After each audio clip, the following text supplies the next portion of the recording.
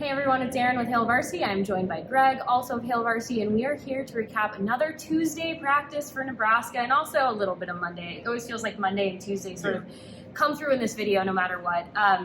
No injury updates for this week. Yeah, I was trying to, as you were saying that, I was like, I don't think we talked at all about injury. Well, let's just get to it then. We always do our injury updates first. So, I mean, I guess we do know since the last time we did record a video that Jojo Doman is not going to play in the final 2 games of Nebraska's season. He has opted to have surgery. He had played with an injury. We know now he played one of his best games against Ohio State injured, which is wild. So, wishing him the best, full recovery as he gets ready for the NFL Combine, hopefully for him.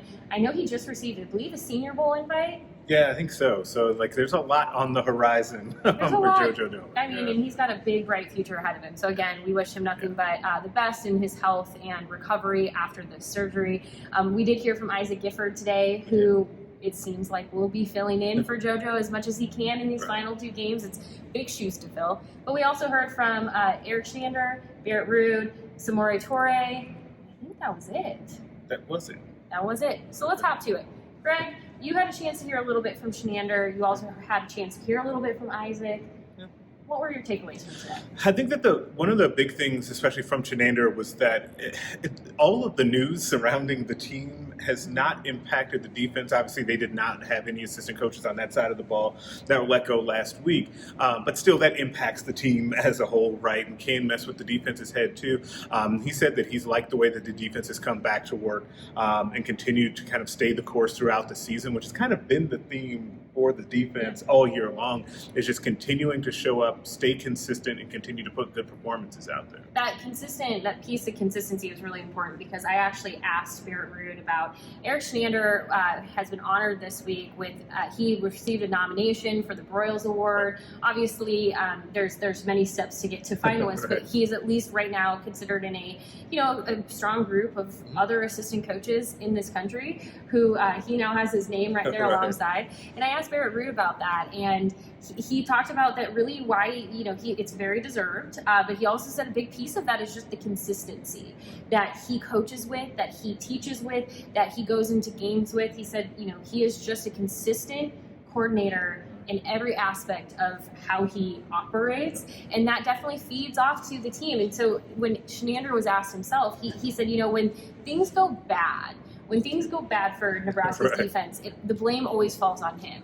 He said because of that, he wants to make sure that the credit of this also goes to the defense because it's not fair for him to take all of the credit when, like you said, if it was going poorly, people would blame him. So he wants to pass that credit along. But yeah, the consistency message was big. That was what Barrett Ruud talked about with both Nick Henrich and Lee Reimer and their success. I know this was switching to the outside for him, but he did talk a little bit about Jojo Doman and he talked a little bit about Isaac Gifford and just sort of how all aspects of the defense are sort of adapting, and it's just really consistent. It's just staying consistent, staying true to what they know how to do. Yeah, and as the opponents start to evolve and change a little bit too, you'll see a similar style of offense for the next 2 weeks for Nebraska's opponents with Wisconsin and Iowa, and that's going to be a change, right, that they'll have to adapt to because, you play Ohio State, you play Purdue, teams that want to spread the ball around a little bit more. It's going to be interesting to see how the defense kind of handles that change and teams that really, for lack of a better phrase, just want to run the ball right at you. Yes, that is Wisconsin and Iowa. Right, it's coming. No spoiler alerts there, right? The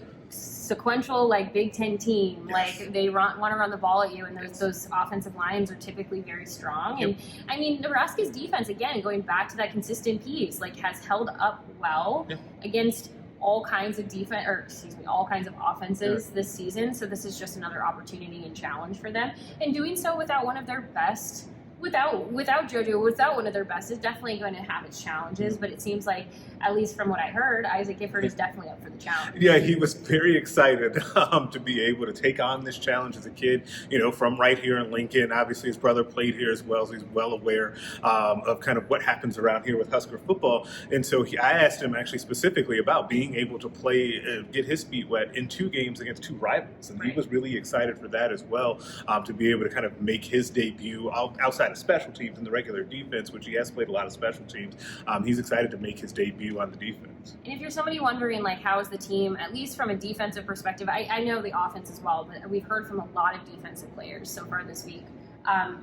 I mean, Casey Rogers talked about this on Monday, that yes, they don't have a bowl game to play for, but these are two rival games. These are two big games for them. They're still playing for a lot. They're playing for the pride of what they're able to do. They're playing for that consistency. So, I mean, there's a lot still on the line for these teams. They want to take momentum into the offseason, especially, I'd say, after the last week of just how there's just a lot of news. And I think they understand that, like, you know, if they're able to get a win over a Wisconsin or an Iowa, that also helps on the recruiting trail. It helps in just about everything that they do. It was interesting, too, on that point, a guy who will not be here next year, Ben Stilley, mentioned that about the momentum carrying over to the offseason. And he basically said, if you don't think that that's real, you're crazy. So I think that, like, being able to go in the season on a high note, which has been a consistent theme, speaking of consistency throughout the beginning part of this week, the team wants to be able to end on a high note, and that would have carryover for the next season. Yeah, and, you know, the one thing, too, is, as you probably notice a little bit that's different today than we have had in the past, is that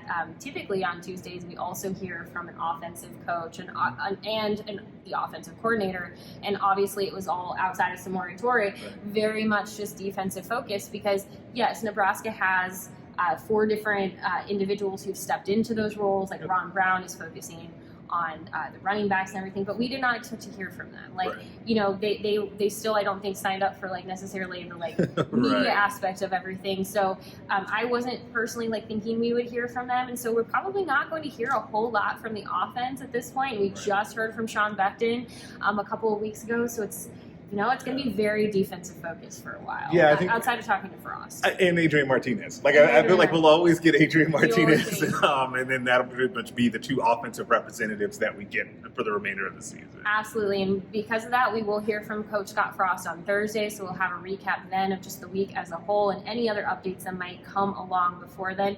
So go ahead and just subscribe to this YouTube channel so you don't ever miss a thing. You can also go bookmark hailvarsity.com right now, so again, you don't miss anything. But we just would love to have you as a subscriber, as a reader. Our latest issue of the magazine is actually hitting newsstands and your mailboxes as we speak. So again, great holiday gift. You should really consider it. We'd love to have you. But again, we'll be back on Thursday with even more just updates of the week. Thank you for watching. Any final thoughts before we let you go? Thank you. Bookmark and subscribe. Nothing better. Thank you so much.